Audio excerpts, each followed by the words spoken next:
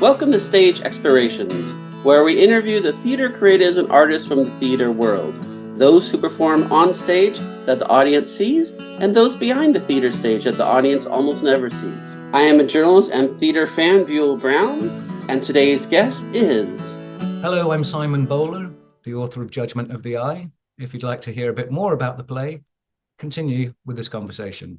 My first question is, when did you fall in love with theater, and why did you have to be part of the theater world? Good question. Two things. My father's an actor, so it was sort of a natural. He was doing television mainly. But then I had an English teacher when I was 13 who fired me on Shakespeare and took us to a lot of plays. And once I had that immersion, I was pretty hooked. But then I think the real killer was probably seeing Nicholas Nickleby and a couple of the Greek plays, the Oedipus trilogy, this sort of immersive, grand, operatic theatre. And then when I was 20, I was at film school and I did a documentary about the National Theatre of Greece. We followed from rehearsals in Athens to a production of Oedipus at Epidavros, the largest and oldest amphitheatre in the world. And it was in Greek, but I didn't care. It was incredible. So I think those three epic productions, the Greek at the Royal Shakespeare Company, Nicholas Nickleby, and then seeing the Greek in Epidavros was, I love movies, but those epic plays were like a novel and a film and an opera all in one. And that was it. I was hooked. And from there, when did you fall in love with writing, and when did it go from an interest to an obsession? Well, I diverted into documentaries for about 20 years and wrote and produced the documentaries. Producing a documentary is writing a documentary. And editing a documentary is a kind of writing, just writing with pictures and scenes. But then I burned out a little bit on television. It's highly commercial, highly competitive, and full of wankers. And I wanted to be around people that love what they're doing, not just paid to be there. So COVID happened, and I started delving back through my old screenplays and thought, you know what? Most of what I've written is actually more suited to theatre thematically. And in theatre, you can get depth that, films are plot driven. For me, the best plays, or the plays I like, not the best plays, the plays I like are theme driven. So, does Oedipus have a lot of character? Somewhat. But are the themes huge and immersive? Yes. Big questions, big answers, and big playing through of these things like fate. And then, of course, Trump came in, and that really fired me up because I sort of somehow had to process all this bullshit, and feeding back through my plays the sort of whole sense of false narrative, cognitive dissonance, I think gave me a reason to make these suddenly relevant and contemporary, and they needed to be done. And then, the more I did it, the better I got, and the better I got, the more I liked it, and the more I liked it, the more I did it, and the more I did it, the more I liked it, and now that's all I bloody do. The theater experience, why is it so important both for the audience and the actors? Well, it's the community, for a start, live community. But as I said, I think I probably diverged from modern theatre, meaning 1950s onwards, which, not to be too disparaging, because I love Stoppard and I love Arthur Miller and I love Edward Albee and all of them. But there's a little bit, for my taste, too much of a couple around a dinner table, and then in Act 3, you discover they had a dead baby. And they're highly character driven. But they don't seem to tackle the big issues of the day for me. Now, obviously, there's room for that, but I find that when plays have obviously character and plot sufficient, but themes, then it's a sort of communal, it's a discussion. It's almost a dialogue, trialogue between the writer, the actors, characters, and the audience. And the meaning comes out of that dialogue. Whereas other mediums, books, films, television, radio, podcasts, they're all fixed. They're a fixed point of view, and you're being told, you become passive. Whereas in theatre, the audience is an active participant and has to imagine. The active imagination makes you a co-author. So the writer says, this is 16th century London, and all it is a desk. But if the actors can conjure it and the audience can imagine it, somewhat like a parent telling their 7-year-old child, once upon a time, and the child immediately, so the parent says, once upon a time in a land far, far away, there was a bridge, and under the bridge lived a troll. Any 7-year-old has already filled in the whole world with castles and sky and clouds and green fields, and that participation makes them a sort of co-author or vested in it. No, more than vested. And I think theatre does that. I think it pulls the audience in and asks them to be a active participant. So I call it active watching as opposed to passive watching, which I think is pretty much everything else. I mean, it's no accident that it came out of religious ritual. And I still think it is a religious ritual. I mean, you used to sacrifice a lamb. Well, originally you'd sacrifice a person. Then you'd sacrifice a lamb instead of the person. And now we pretend to kill an actor. But it's essentially the same religious ritual as it always was, I think. I have this down, but many playwrights say their theater is their church. Would you say in many ways theater is your other church? No, nature's my church. Theatre's my playground. It's where toddlers, that's why they're called plays, because adults get to be 3-year-olds and just mess around on a stage and play like a playpen. That's why they're called plays. Where did the story idea come from for Judgment of the Eye?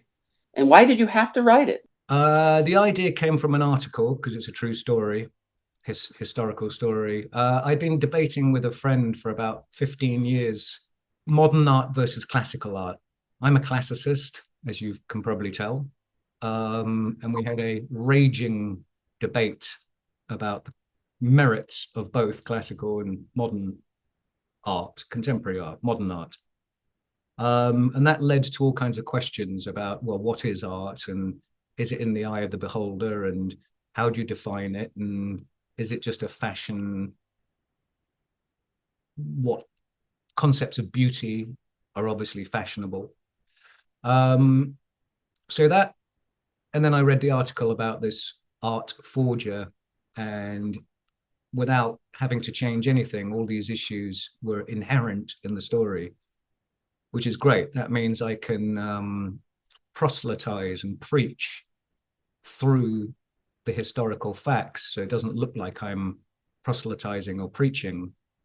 I'm just presenting a story that actually happened, but gets the whole idea of cognitive dissonance and prejudice and false narratives without me having to pound the audience with didacticism. And then, as I said, Trump came in, and suddenly what was applicable to art suddenly became applicable to everything. And now it wasn't a history play, Now it was a contemporary play set in the past. And now it wasn't an academic issue of what is art. Now it was a relevant and vital question of what is truth and who's making it up and who believes it and why. So it became sort of pressing.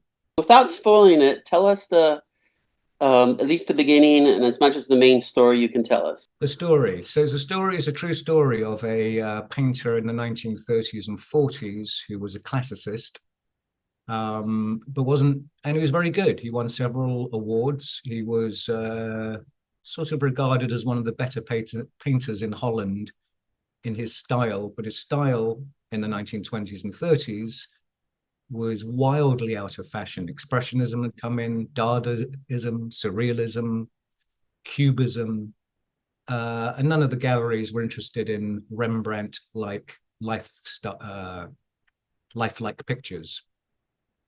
So he was sort of shunted aside. He started a newspaper or a magazine about art, trying to extol the golden age of Dutch painting. But it went bankrupt because everybody was interested in something new. Then his friend and colleague, who was an art restorer and sometimes buyer and seller, heard that there was a Frans Hals for sale, but no one had seen the Frans Hals. It was sort of, there was rumor this new Frans Hals Laughing Cavalier was available somewhere. And Theo, his friend and dealer, found a buyer who was interested, who said, if you can find this painting, I would gladly pay good money for it. So he suggested to Han van Meegeren, my hero, you're a classicist, why don't you paint one? So he did. And lo and behold, they sold it. And lo and behold, no one questioned it. And lo and behold, he went from teaching at a girls' school for a fairly low pay and living in a poor part of town with his new wife in a small house. Actually, he had to go and live with his mother-in-law for a while, just like Vermeer did. And suddenly he had a bit of money, so they did a couple more. And then they read an article. Or Van Meegeren read an article by Bredius, the #1 Baroque critic in the world, the head of the Rijksmuseum, widely regarded as the leading man in his field and a champion of Vermeer and Caravaggio.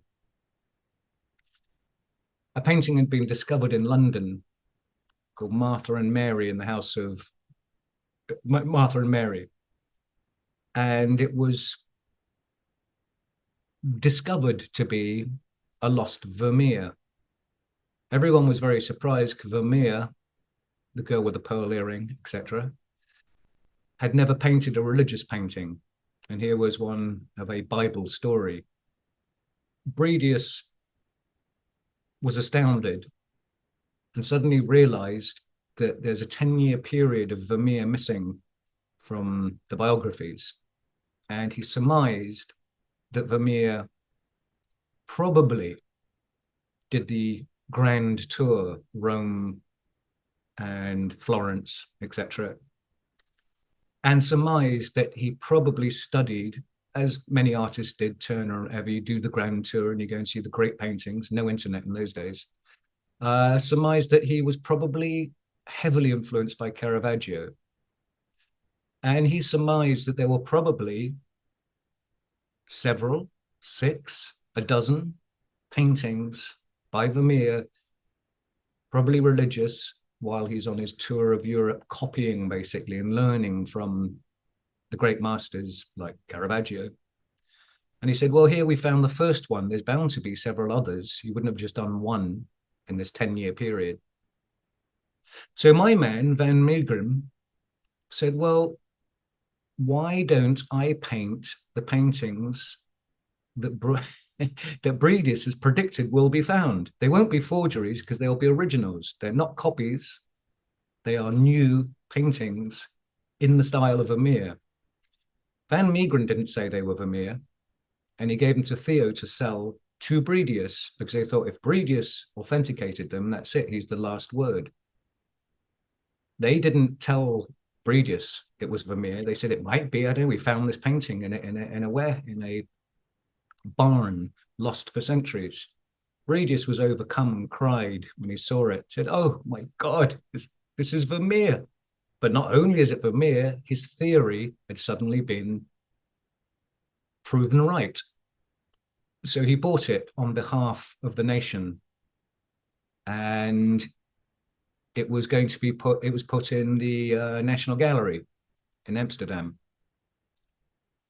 Well, that was very good. They made like $1 million back then. It's like $10 million now, 20. So why not keep doing it? So they did. Van Meegeren, he worked hard. It would take him a year to do one of these paintings and to perfect the techniques and the style and the inspiration of Vermeer. And he ended up doing quite a few.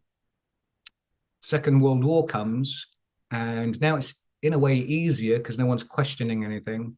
People are trying to dump their collapsing money into a stable asset, and people are buying these Vermeers. And Vermeer's star is rising. He's becoming one of the greatest artists of the Baroque period. The Dutch people were invaded and run over in 24 hours. The Nazis rolled in. There was no resistance. They just took over. And they were pretty brutal, as they were everywhere in Holland. Jews, Polish, gypsies, all rounded up. But that gave a little bit of cover for Van Meegeren because no one was questioning anything. So he just kept selling them. And Bredius kept authenticating them. There was a happy arrangement. But the people were very humiliated by the Nazis. And these new paintings that were discovered were a source of national pride. They even had an exhibition, Grand Masters of European Art, and Van Meegeren's Vermeers were displayed as the central crowning paintings of 500 years of European art. In fact, 40,000 people went to see his paintings, and people were so reverent, they put carpets in front of the paintings so people could worship in silence before these paintings. End of the war comes, and the Dutch resistance, have been tagging Van Meegeren, who is now the richest artist in human history. He owns 60 buildings in Amsterdam, including hotels. He's so rich, he had an ice rink built into his basement just for a New Year's Eve party. He had money stuffed in the walls, in the garden, in the floorboards, everywhere in the attic, because he couldn't account for all this money. He kept telling people he'd won the lotto. Anyway, the resistance were very suspicious where all this money was. Even though he was hiding it, it was still obvious he was wealthy. And they'd seen him collaborating with Nazis. So they put him on trial as a collaborator. And they said, "We're going to kill you. You will die for selling national treasure to the enemy." And he said, no, you don't understand. That's not what happened. Of course, they said he would say anything to get from being hung. And he said, "Well, give me 6 weeks and I'll paint a new one. I painted them." And they laughed at him. And he said, no, I painted them. There's 6, 7, 8, 9, 10, 12, 14 of them. I painted all of them. Now, all the paintings have been verified at this point by the National Gallery in London, the Met in New York, and the Rijks in the greatest experts in the world had verified all of these paintings. But for some reason, the judge said, "Okay, we'll give you 6 weeks under house arrest, paint a new one." So he did.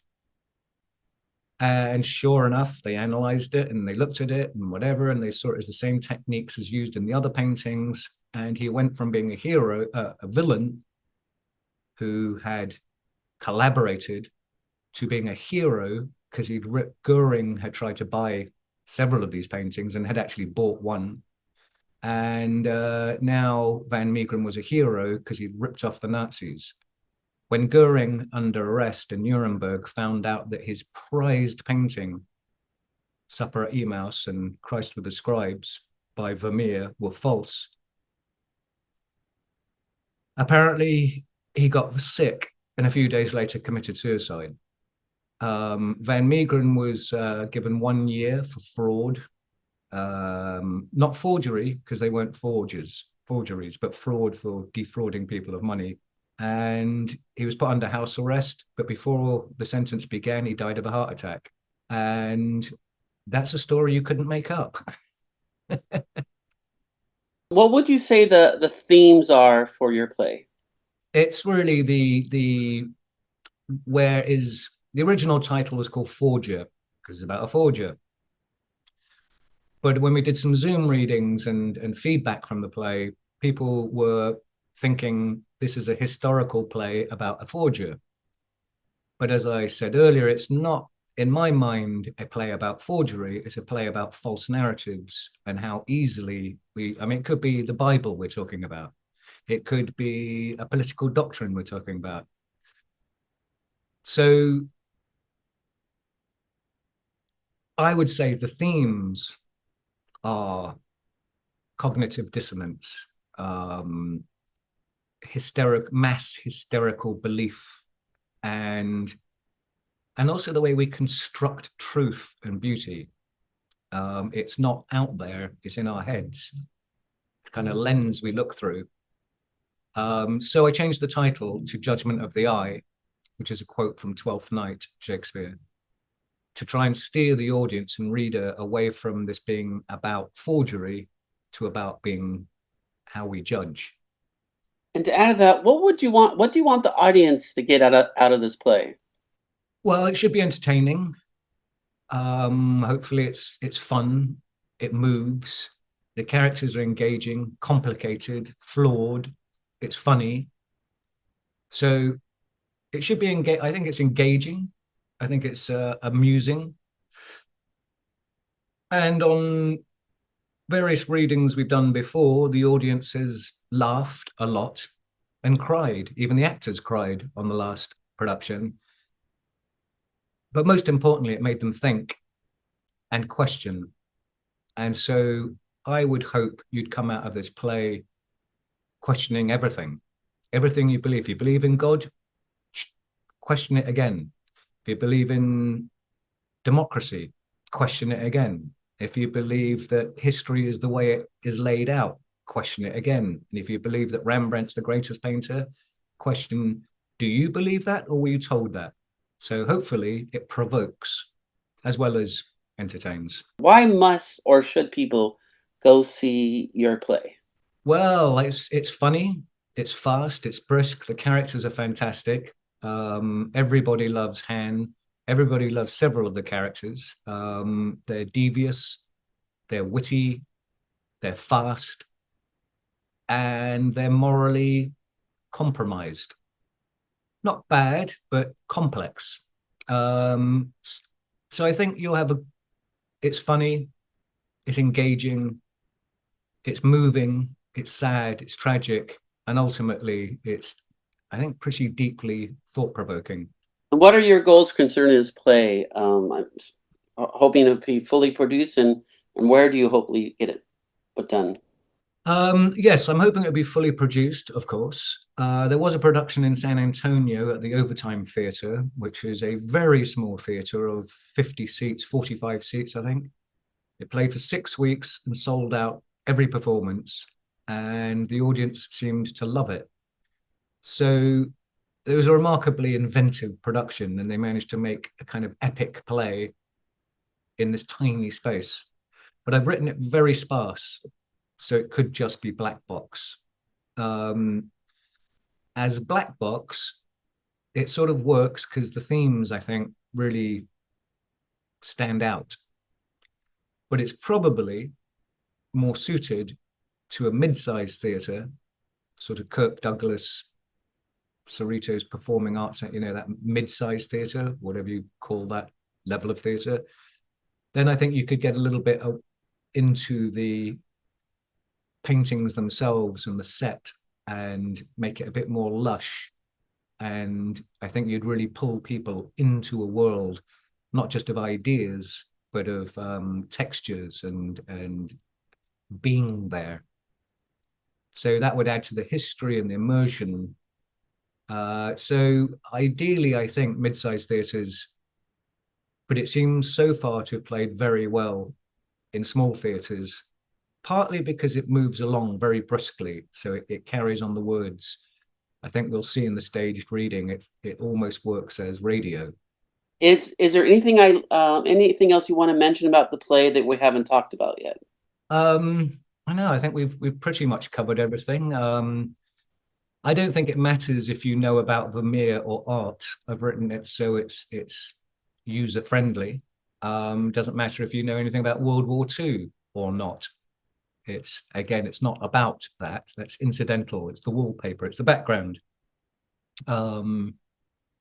So I wouldn't be intimidated if you're an audience member by it being about high art or history or Nazis or World War II or even the techniques of forgery. That's all in there and gives it textures and substance and context. But the real thing is a incredibly flawed character who was a morphine addict, the richest artist in history, a brilliant painter, and he wanted to be like Salieri and Amadeus. He wanted nothing more than to be divine, which we all would like in our work to be very good and to be recognized. He did it without recognition. He was anonymous. He just wanted to make something great. And I think we can probably all relate to that. Hello, I'm Simon Bowler. I wrote the play Judgment of the Eye, an enthralling tale of an art forger in the Second World War who was put on trial for forging Vermeers. But it was discovered during the trial that he had painted the paintings himself. He cheated the Nazis and turned from a villain to a hero. He was the richest painter in history. He was a morphine addict. He was a cheat, a swindler, a dandy, but he was also deeply aspirational. All he really wanted to do was create great art. His story is compelling, it's funny, it's tragic, and it's hugely entertaining. And you cannot believe what happens. As you're watching it, you cannot believe this happened, and it all happened. So come, take a look, and I'll see you at the theatre. Thank you for listening or watching this podcast episode of Stage Explorations. To learn more about the theater creative and more theater creatives and artists on Stage Explorations, go to www.stageexplorations.com. Once again, that is www.stageexplorations.com. There is no space between stage and explorations. You may find more videos, podcasts, and information about this theater creative and other theater creatives and artists on Stage Explorations YouTube channel. Looking forward to seeing you in the theater.